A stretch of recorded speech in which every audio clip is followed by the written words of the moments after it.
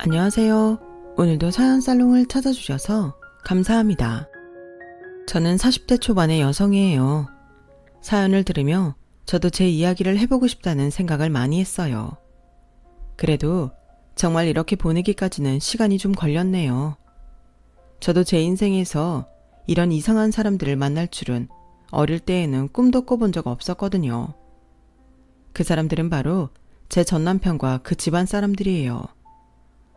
저는 아주 늦둥이로 태어나서 언니와 13살 차이가 났어요. 그러다 보니 가족들 모두 제가 어느 정도 자란 후에도 항상 어리게 보고 뭐든 잘 챙겨주셨어요. 특히 언니는 저를 과보호라고 할 만큼 고등학생 때에도 수학여행 갈 때 짐까지 대신 챙겨줄 정도였어요. 아빠는 제가 대학생 때 대기업을 정년 퇴직하시고 넉넉한 노후를 보내시다가 엄마가 평생 소원하던 지방에 집을 지어서 거기로 내려가게 되셨어요. 엄마는 이사를 하기 전 언니한테 신신당부를 하셨어요. 미나야, 우리 수아, 네가 잘 챙겨야 된다. 엄마 아빠 미나 너 믿고 내려가는 거야. 알지? 엄마, 언니한테 부담 좀 그만 줘. 나도 이제 다 컸어. 내년이면 대학 졸업해서 회사 들어갈 텐데 언제까지 애 취급할 거야? 수아, 너 엄마한테 그러지 마. 엄마 아빠도 그렇고 나한테도 넌 언제나 어린애라고.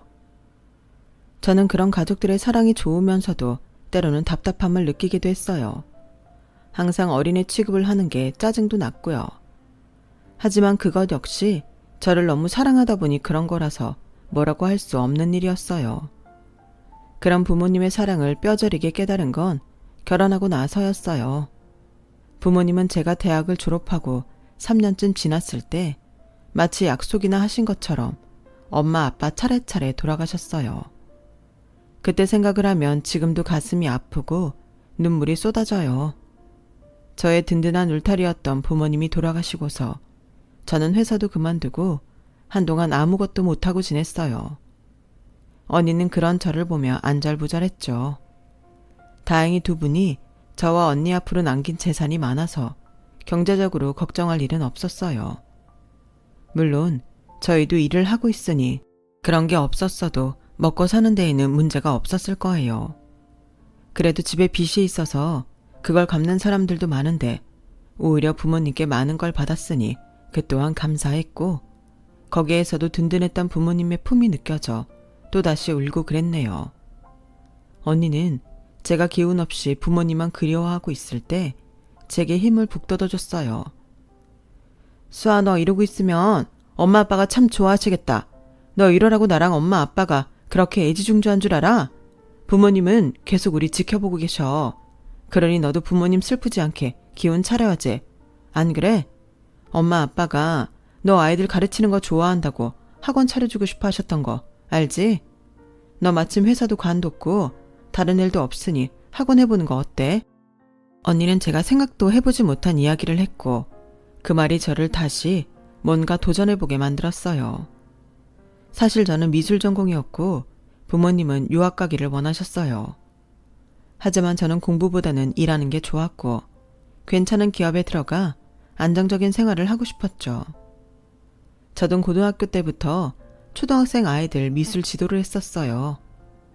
처음에는 동네에 안면이 있는 집 아이들을 가르쳤는데 제가 잘 가르친다고 입소문이 나서 대학 때까지도 꽤 많은 아이들을 가르쳤죠.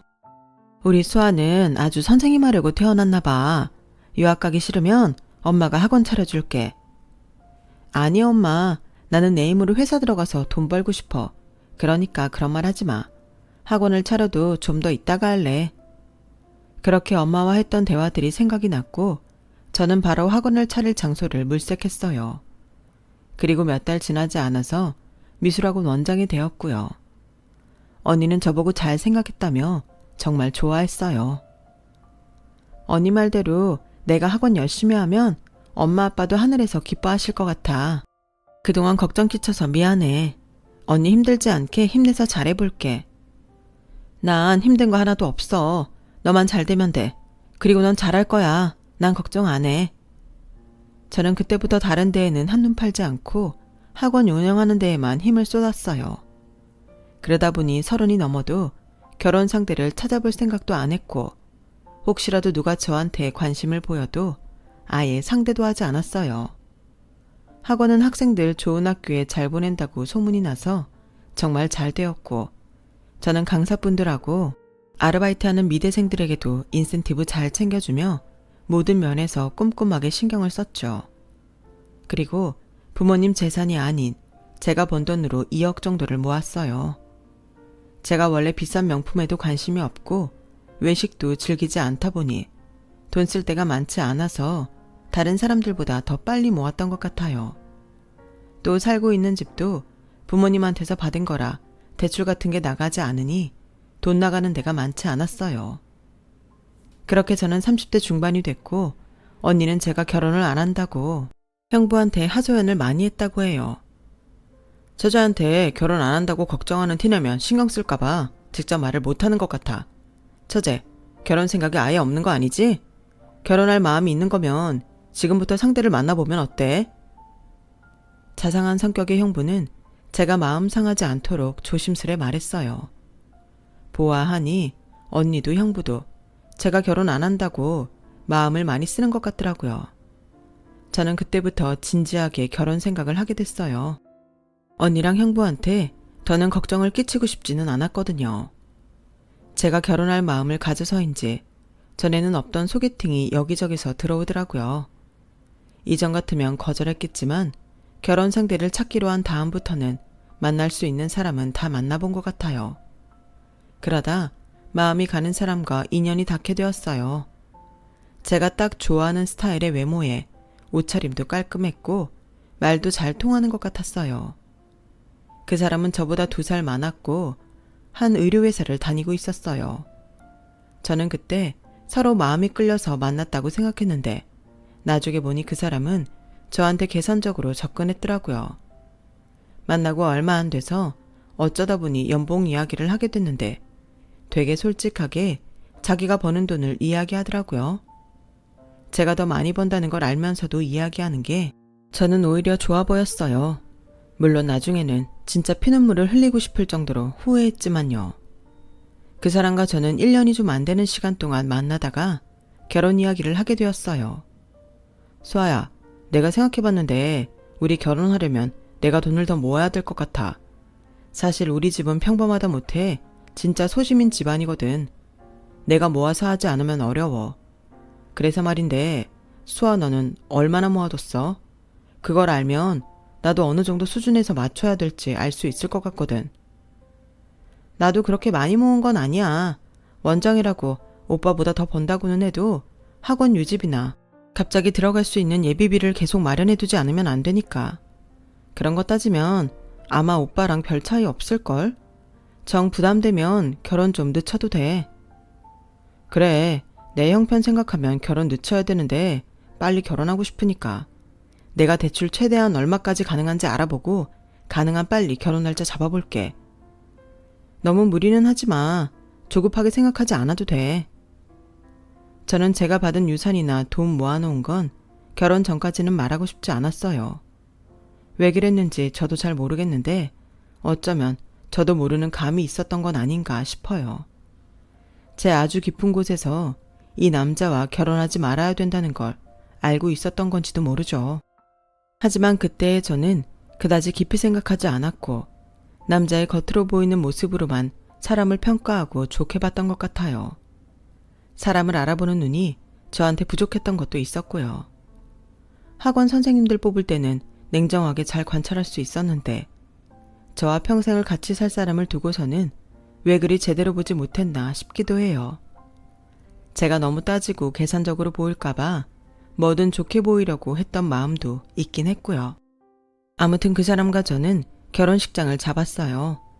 남자는 할 수 있는 한 대출을 다 받았다며 계속 우는 소리를 하더라고요. 그래서 일단 결혼식 비용은 반반 내고 나중에 생활비는 제가 더 내는 걸로 이야기가 됐죠. 같이 살면서 쓰는 건데 제가 내면 어떠랴 하는 마음도 있었어요. 그리고 결혼식이 끝나고 저희의 신혼생활이 시작되었어요. 결혼하고 3개월도 안 됐을 때였는데 하루는 퇴근하고 오니 시어머니가 남편을 붙잡고 눈물을 흘리고 있더라고요. 어머니, 무슨 일 있으세요? 왜 울고 계세요? 수아야, 잠깐 나 좀 봐봐. 라며 남편은 저를 데리고 방으로 들어와 이 얘기를 시작했어요. 너한테 이런 말 안 하려고 했거든. 엄마 너 오기 전에 가실 생각이었는데 어쩌다 보니 시간이 이렇게 됐네. 대체 무슨 일인데 그래? 얼른 속 시원히 이야기 좀 해봐. 그게 엄마가 신도시 예정지역에 상가 투자를 했는데 거기 지금 재개발이 계속 늦어지는 중이야. 여러 가지 문제가 좀 있는 것 같아. 우리 집 돈이 없다고 했잖아. 엄마가 아는 사람 통해서 사채를 좀 쓰신 모양인데 지금 갚으라고 난리를 치나 봐.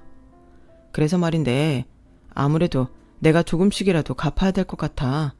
우리 엄마가 돈이 어딨어. 거기 상가에 수익 나면 갚으면서 매매가 오를 때 팔려고 했던 거지. 아무튼 일이 이렇게 돼서 나는 엄마 돈 갚는 것 때문에 생활비 낼 여유가 없을 것 같아. 어차피 지금까지도 내가 거의 다 냈잖아. 근데 오빠 어머니 돈 갚아줄 수 있어? 지금 대출 갚는 것도 빠듯하다며. 그러니까 하는 말인데 내가 갚을 수 있는 게 정말 소액이라. 너 학원 예비비나 여유자금 미리 좀 쓸 수 있어? 엄마 돈 갚아줘. 너도 이제 우리 집 사람인데 시어머니가 돈 때문에 사채 아줌마한테 시달리고 하면 불편하잖아. 오빠 그 예비비 지난달에 학원 보수 공사하고 물품들 다시 드리느라 다 썼어. 내가 버는 거나 오빠가 버는 거나 비슷하다고 전에도 말했잖아. 어머니 힘드신 건 알겠는데 그걸 오빠가 갚는다고 했다가 대뜸 나보고 갚아달라고 하니 당황스럽네. 그래, 알았다. 뭐 크게 기대를 하고 말한 건 아니야. 라며 남편은 이 맛을 쩝쩝 다졌어요. 뭔가 제 대답이 썩 마음에 들지 않는 것 같더라고요.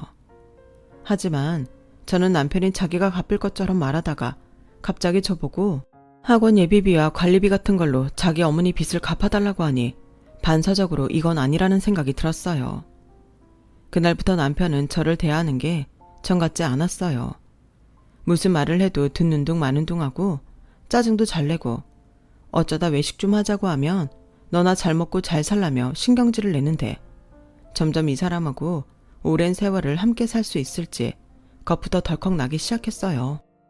그러더니 어느 날인가는 밥을 먹으며 TV에서 하는 드라마를 보는데 거기서 부부끼리 돈 이야기하는 게 나오더라고요.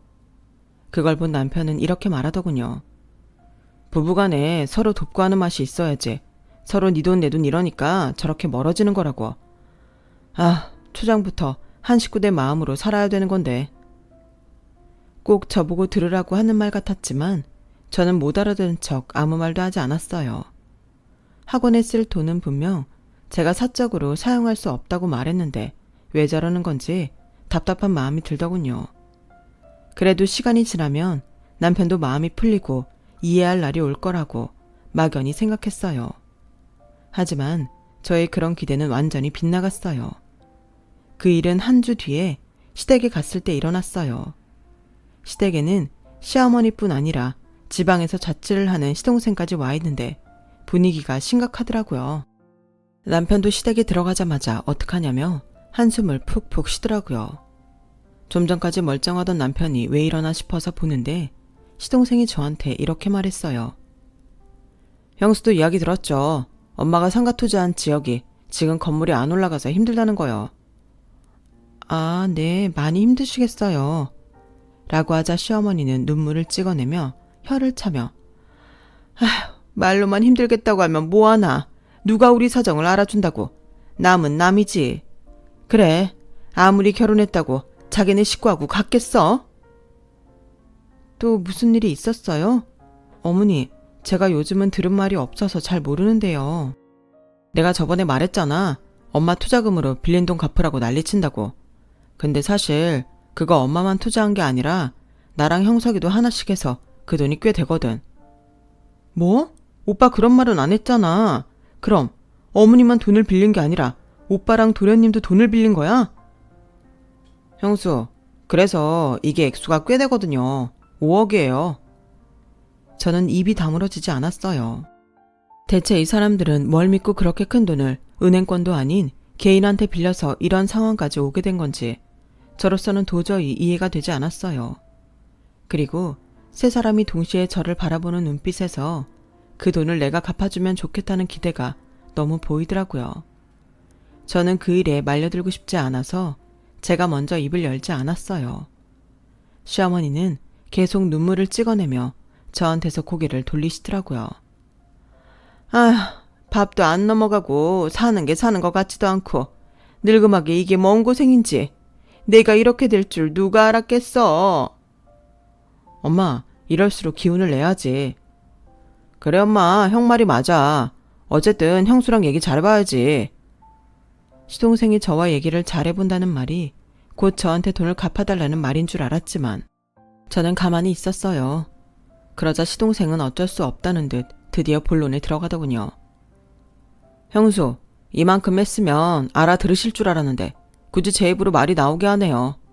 형수 학원 그거 담보로 대출 좀 받읍시다. 다만 얼마라도 좋으니 저희 급한 불은 좀 꺼야 될 거 아니에요. 그건 어려울 것 같아요. 학원에도 무슨 일이 생길지 모르는데 그걸 담보로 하라뇨. 제 사정을 한 번이라도 물어보고 할 수 있냐고 하셔야지. 다짜고짜 대출받자고 하는 건 아닌 것 같네요. 아니, 30 중반에 학원까지 운영하는 사람이 그만한 여유자금도 없는 거 맞아요? 저도 결혼하느라 있는 돈은 다 썼어요. 오빠도 저보다 1살 많은데 대출까지 받아서 결혼자금 대느라 돈이 없잖아요. 30 중반에 학원 운영한다고 뭐가 다르겠어요? 제가 학원에 관한 돈을 쓸 수 없다고 오빠한테도 다 말했는데요. 그래도 형수는 운영자니까 형보다는 나을 거 아니에요. 그러지 말고 우리 좀 도와주고 같이 편하게 살아요. 그렇게만 해주면 우리가 형수한테 얼마나 고마워하겠어요. 엄마도 그런 거 나 몰라라 하실 분 아니에요. 형수한테 더 잘하면 잘했죠. 형수도 기왕 시집 온 거 시댁에서 대접받는다고 사람들한테 자랑하고 싶지 않아요? 도련님은 대출 받거나 어디서 돈 빌릴 곳 없으세요? 저는 지금 여유가 없다고 분명히 말씀드렸고요. 뭐라고 말씀하셔도 그럴 만한 여력이 안 돼요. 저도 상가 산다고 대출 받고 해서 돈이 없어요. 돈 말할 때 있으면 이러고 형수 붙잡고 아쉬운 소리 하겠어요? 저희 그런 사람들 아니에요. 형수가 안 되면 형수 친정에는 말 못해요. 아니면 주변에 빌릴 사람 없어요? 제가 친정이 시댁 돈 갚는다고 돈 좀 빌려달라고 하면 어머니나 도련님은 좋으시겠어요? 결혼한 지 얼마 되지도 않았는데 그런 일로 제가 돈 빌리면 언니나 형부도 안 좋아하실 것 같아요. 빌려주지도 않을 것 같고요. 그리고 제가 빚을 져서 돈을 갚으면 그 돈을 지금 여기 계신 분들 중에서 누가 갚는데요? 다들 지금 갚을 능력이 안 돼서 고민하시는 거잖아요. 저도 조금이나마 힘이 되어드리고 싶긴 하지만 지금 저희 생활비도 거의 다 제가 번 돈으로 충당하고 있어서요. 정말 죄송한데 그 돈 마련은 저도 어려울 것 같아요. 라고 하자 시어머니는 머리를 감싸지며 그 자리에 드러누웠어요. 아우, 늙으면 죽어야 되는데 어쩌자고 거기 상가들은 사가지고 며느리한테 이런 꼴을 당하고. 됐다. 이게 다 내가 인덕이 없어서 그런 거다. 엄마, 그런 말이 어딨어. 돈 마련할 능력이 있으면서 안 해주겠다는 사람이 문제지. 엄마가 무슨 문제라고. 같은 가족이 됐으면서 저렇게 선 긋고 매정한 사람들 있더라. 라며 시동생은 대놓고 저를 희번뜩 노려보더라고요. 순간 무서운 마음이 들었지만 저는 아무 말도 하지 않았어요. 집에 돌아와서 생각하니 아무리 상가 때문에 빚을 졌다고 한들 그게 그렇게 5억이나 되는 건지 의문이 들더라고요. 그래서 남편한테 물어보니 한 사람당 상가를 하나만 사들인 게 아닌 거였어요. 신도시 개발 예정이라고만 되어 있는 곳에 아직 짓지도 않은 건물 상가를 뭘 믿고 그렇게 사들인 건지 제 상식으로 도저히 이해가 가지 않았어요. 게다가 제가 부모님과 언니한테 보호만 받고 자라서인지 가족들이 저한테 돈 달라고 한꺼번에 달려드는 상황이 너무 이해가 되지 않았어요. 또 말끝마다 저한테 같은 가족이 됐다고 저한테 자기들이 빚진 돈을 갚으라는 것도 말이 안 된다고 생각했어요. 저를 정말 자기네 가족으로 생각했다면 오히려 제가 부담될까봐 더 조심해야 되는 게 맞는 거 아닐까요? 그리고 저는 그날 밤 남편이 화장실에서 세수를 하며 혼잣말하는 걸 듣고 마음에 벽이 생기게 됐어요. 아, 진짜 생각보다 독하네. 생긴 건 순순히 잘 주게 생겼는데 어떻게 저렇게 끄덕도 안 하지? 저는 그제야 남편이 저하고 왜 결혼을 했을까 좀 생각해보게 됐어요. 하지만 그런 걸 곰곰이 따져볼 새도 없이 다음 날부터 시어머니는 시도 때도 없이 저를 불러들이기 시작했어요. 제가 빚을 갚아주지 않는다고 심술을 부리는 거였죠. 우리 집 냉장고가 좀 이상한 것 같은데 이거 사람 좀 불러서 서비스 좀 받아줘라. 이게 무상 서비스 기간이 지나서 돈을 내야 되거든. 너도 알다시피 우리가 지금 한 푼이라도 아껴 써야 할 처지 아니냐. 네가 이런 것도 못 해주지는 않지? 이런 사소한 것에서부터 시작하더니 한 달도 안 돼서 거실 마루를 다시 깔아야 된다고 하고 베란다 리모델링을 한다고 하고 일을 점점 크게 벌리며 제 돈을 쓰게 만들더라고요. 어머니, 거실 마루는 미끄러워서 꼭 다시 깔아야 한다고 하시니 저도 해드렸는데요. 베란다는 굳이 손볼 데가 없는 것 같은데 지금 이 상황에서 그런 일은 벌리지 않는 게 좋을 것 같아요. 여기 오래된 아파트라서 겉보기에 멀쩡해 보여도 다 손볼 것 투성이야. 그리고 난 이 말 섭섭하다. 빚 지고 사는 사람은 집 고장 나고 낡은데도 그냥 살아야 된다는 거냐? 그게 며느리가 시어머니한테 할 소리야? 너 독한 거 알아보긴 했다면 그렇게까지 나를 비참하게 만들어서 너한테 득이 되는 게 뭐 있니? 그런 뜻은 아니었고요. 기분 상하셨다면 죄송해요. 베란다 리모델링은 제가 한번 알아볼게요. 됐다. 내가 다 업자까지 봐놨는데 뭐 네가 알아본다고 그래. 너한테 청구서 날라가면 그거나 계산 잘해. 그러더니 일방적으로 전화를 뚝 끊더라고요. 시어머니가 저를 그렇게 괴롭히는데도 남편은 저한테 미안하다거나 돈은 많이 들지 않냐는 빈말은 한 번 안 하더군요. 저는 점점 남편하고 멀어졌고 제 스스로가 남편과 같이 있고 싶지 않아서 어느 순간부터는 방도 각자 쓰게 됐어요. 혼자서 잠이 들 때면 언니가 이 사실을 알면 얼마나 속상해할지, 형부는 또 얼마나 걱정을 할지 그런 것부터 떠오르더라고요. 그리고 제가 신혼 때부터 이런 돈 문제로 시댁과 남편한테 시달릴 거라고는 꿈에도 생각을 못했기 때문에 어쩐지 제 신세가 처량하게 느껴지고 눈물이 났어요. 그러던 어느 날 시동생한테서 전화가 왔어요. 형수, 곧 우리 아버지 기일이에요. 근데 우리는 제사 안 지내고 그날 다 같이 만나서 식사 함께 하거든요. 그럼 제가 저녁을 준비하면 되나요? 아니면 점심이요? 아니, 누가 형수가 한번 먹고 싶대요. 저희도 집에서 밥 안 하니까 어디 괜찮은 한정식 예약이나 하시라고요. 어느 정도 수준을 예약해야 되는지는 안 가르쳐줘도 되죠? 이런 데는 짠순이처럼 굴지 말고 돈 좀 쓰세요. 부담은 갖지 마시고요. 아니, 사람을 짠순이니 어느 수준으로 예약하라느니 이럴 땐 돈 좀 쓰라느니 그런 말을 해놓고 부담 갖지 말라고 하면 제가 부담이 안 생기나요? 시동생도 제가 돈을 안 해준다고 심통이 난 것 같아서 그러려니 했고 저는 한정식집을 알아봤어요.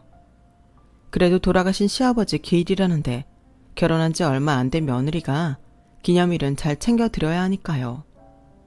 저는 고급 한정식집에서 가장 비싼 코스를 예약했고 시아버지 기일에 저와 남편 그리고 시어머니 시동생이 만났어요.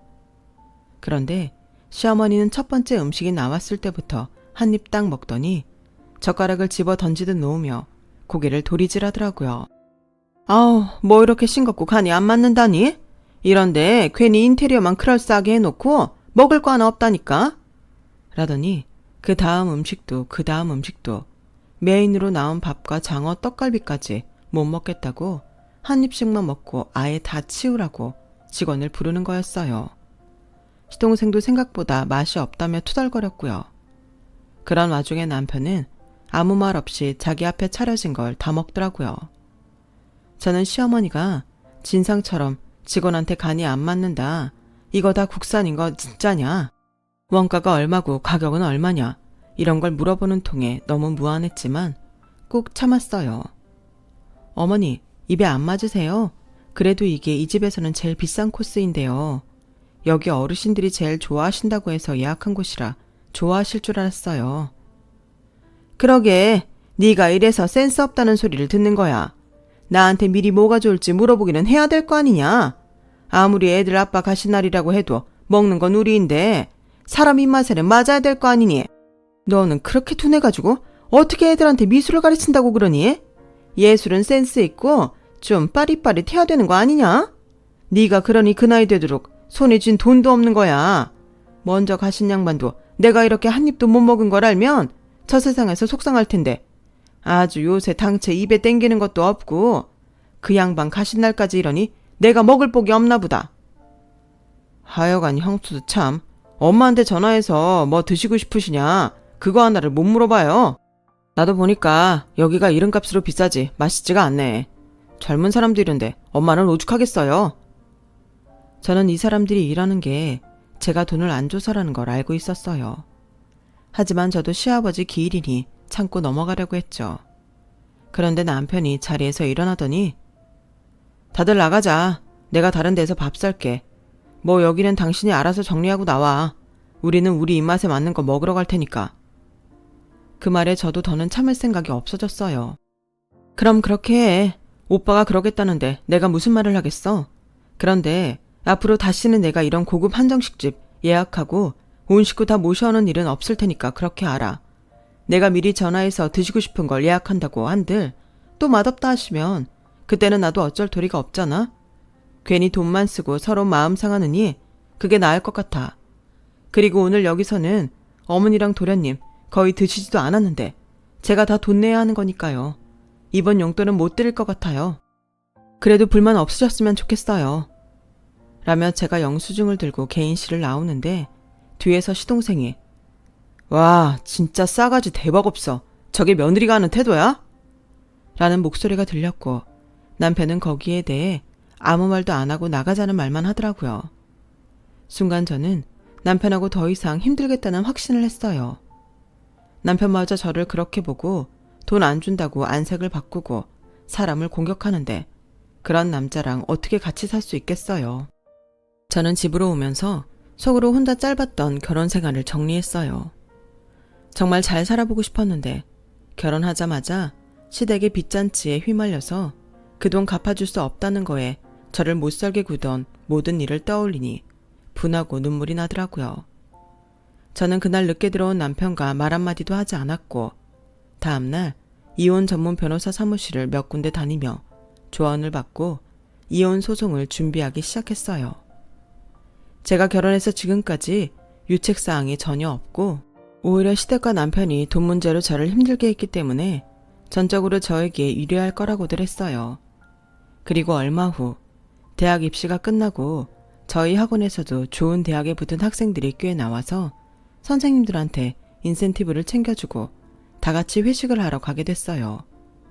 거기서 기분 좋게 먹으며 저희끼리 그동안 노고를 위로하고 즐거운 시간을 보내고 있는데 남편한테 전화가 오더라고요. 저는 전화를 받지 않고 선생님들과 좋은 시간을 보낸 후 집으로 돌아가며 문자를 확인했어요. 그랬더니 자기 좀 빨리 보자고 할 말이 있다고 너한테 실망했다 이런 말들이 잔뜩 와 있더라고요. 야, 너 사람 그렇게 안 봤는데 진짜 너무하다. 너 2억이나 있더라. 그런데 어떻게 돈 없다고 그렇게 딱 잡았대? 이게 말이나 돼? 내가 그렇게 힘들다고 하소연하는데 그 돈 주는 게 그렇게 아까웠냐? 우리 빚 조금이라도 갚아달라고 사정하는데 눈 하나 깜짝 않고 거짓말을 해? 와, 진짜 너 독하다. 근데 내가 2억 있는 건 어떻게 알았어? 어떻게 알았냐고. 왜 말 못해? 얼른 말해봐. 어떻게 내 통장을 들여다봤냐고. 아 그래. 내가 너 몰래 네 비밀번호 알아내서 눌러봤다. 됐냐? 지금 그게 중요해. 어떻게 남편이 빚에 눌려 죽게 생겼는데 이런 돈을 갖고 시치미를 뗄 수 있어? 너 당장 그 돈 나한테 보내. 네가 뭔데 나보고 돈을 보내라 말아야. 내가 돈을 왜 너한테 보내? 아 그래? 그럼 내가 알아서 할까? 내가 대리 위임장 써서 그 돈 하나 못 찾을 것 같아? 그러니까 그 돈 보내. 아니면 이혼이야? 아 그러셔? 그럼 이혼해. 나 너하고 이혼하는 거 하나도 안 무서워. 와, 이제 막 너라고 하네. 아주 막장이다 이거지? 그럼 나랑 1살밖에 차이도 안 나면서 무턱대고 건물도 없는 상가를 분양받아 놓고 그 돈을 나더러 갚으라는 인간한테 내가 왜 존대를 해줘야 되는데 네가 오빠 소리 들을 자격이나 돼? 하고는 바로 언니한테 전화를 했어요. 언니, 늦은 시간에 미안한데 지금 빨리 형부랑 와줘. 나 이혼할 거야. 정말 이러고 싶지 않았는데 결혼하고부터 나 이 인간들이 지네 빚 갚아달라는데 질렸어. 그러더니 남편이라는 새끼는 내 통장까지 몰래 들여다보고 내가 애써 모아놓은 2억을 자기한테 내놓으란다. 언니, 이게 남편이 할 소리야? 이 인간 나 뜯어먹으려고 나랑 결혼한 것 같아. 그래, 나 너 이렇게 우리 집에 도움 안 될 거 알았으면 결혼 안 했지. 너보다 괜찮은 여자들이 얼마나 많이 널렸는데 미쳤다고 나랑 결혼하냐? 라는 남편의 목소리까지 언니가 들었고, 언니와 형부는 그 새벽에 바로 우리 집에 와서 제 물건들을 다 집에서 빼기 시작했어요. 남편은 그런 우리를 씩씩거리며 째려보고 있었고, 언니는 제 어깨를 감싸고는 이렇게 말했어요. 괜찮아, 수아야. 네가 애를 낳기를 했어. 결혼을 해서 몇 년을 살기를 했어. 저딴 인간 잊어버리고 다시 시작해. 넌 충분히 그럴 수 있잖아. 네 재산이 어디 하고나고 그 2억뿐이니? 엄마랑 아빠가 남겨주신 아파트도 있고 예금도 있잖아. 결혼 안 하고도 너 혼자 살아도 충분해. 누가 이혼했다고 너 우습게 볼 일 없어. 그 말을 듣자 남편은 갑자기 표정이 변하더니 언니 앞에 두 손을 모으고 공손하게 고개를 숙이더라고요. 저요, 제가 좀 성급했던 것 같아요. 속상하다 보니까 저도 제 마음에 없는 말이 나갔는데 저 수아랑 잘 살고 싶어요. 처형 말씀대로 저희 결혼한 지 얼마 되지도 않았잖아요. 이런 다툼은 늘 있는 거라고 생각해요. 수아도 좀 오해를 했고 저도 어쩌다 보니 욱했네요. 지금부터는 제가 수아한테 더 잘할게요. 야, 웃기지 마. 너 지금 우리 언니가 내 재산 있다고 하니까 마음 바뀐 거잖아. 그 전까지는 너 팔짱 끼고 우리 노려보고 있었잖아. 그런데 나한테 부모님 유산 있다니까. 뭐? 어쩌다 보니 욱해? 나랑 잘 살고 싶어? 야, 이제 너랑 니네 식구들은 콩으로 매주를 쓴데도 안 믿어. 라고 하자 남편은 항상 잘하던 그 처량한 표정에 연기를 하더군요. 네 뜻이 정 그렇다면 나도 할 말은 없어. 근데 수아야, 그거 알아? 내가 이혼을 원한 게 아니고 네가 먼저 박차고 이렇게 나가버리게 된 거니까 내가 피해자야. 너 그 재산의 반은 내가 위자료로 청구할 거야. 너 내가 아직 바보로 보여? 너도 혼잣말로 그랬잖아. 순순히 넘어올 것 같은데 생각보다 내가 독하다고. 나 저번에 니네 엄마랑 네 동생이 나한테 막말한 거, 아버지 기일에 나 골탕 먹인 거 다 녹음해놨어. 너, 네 동생이 나한테 막말하는데 옆에서 한마디도 내 편 안 들고 니네 식구들하고 다른 식당 갔잖아? 내가 그날 결심했어. 이번 주 중으로 너한테 이혼 소장 날리고 집 나가려고 했는데 네가 먼저 이렇게 내 통장 몰래 훔쳐보고 하루라도 빨리 나가게 해줘서 정말 고맙다. 네가 내 통장 훔쳐본 거 그것도 나 집에 들어오면서부터 다 녹음했거든? 그러니까 까불지 말고 저리 비켜. 형부도 남편이 어이가 없었는지 한마디 했어요. 이봐, 자네가 우리 처제 재산에 하나도 기여 안 했는데 뭘 믿고 그걸 절반 받을 수 있다고 생각한 거야? 말 들어보니까 아주 우리 처제 돈 뜯어내려고 작정했던데 그걸 법정에 있는 판사도 모를 거라고 생각해? 척하면 척이지. 그렇게 저는 언니 형부와 함께 집을 나왔고 남편은 하루가 멀다 하고 저한테 문자를 하고 전화를 하며 다시 잘해보자고 했다가 이런 식으로 하면 나도 가만히 있지 않겠다고 하다가 나중에는 자기가 그동안 같이 살아줬으니 얼마라도 재산을 줘야 한다며 아주 본색을 드러내더라고요. 결국 저의 이혼 소송은 법적 공방을 하게 되었고 예상대로 제가 승소를 하고 남편은 제가 선임한 변호사들의 어마어마한 변호사 비용까지 물어내야 했어요. 그러자 남편은 갑자기 또 태도를 바꿔 저한테 한 번만 봐달라며 자기가 잘못했다고 사과를 하더라고요. 시어머니와 시동생도 법원에서 저와 언니한테 허리를 굽혀가며 한 번만 좋게 넘어가 달라고 애원했지만 저는 이미 그 사람들 본 모습을 다 알게 된 후라 끄덕도 안 했어요. 언니도 다시는 보기 싫으니 얼굴 보이지 말라고 차갑게 말했고요. 그 후로 저는 남편과 시댁 식구들 번호를 다 차단했고 아예 전화번호도 바꾸고 이사도 멀리 가서 그 사람들과의 연을 완전히 끊어버렸어요.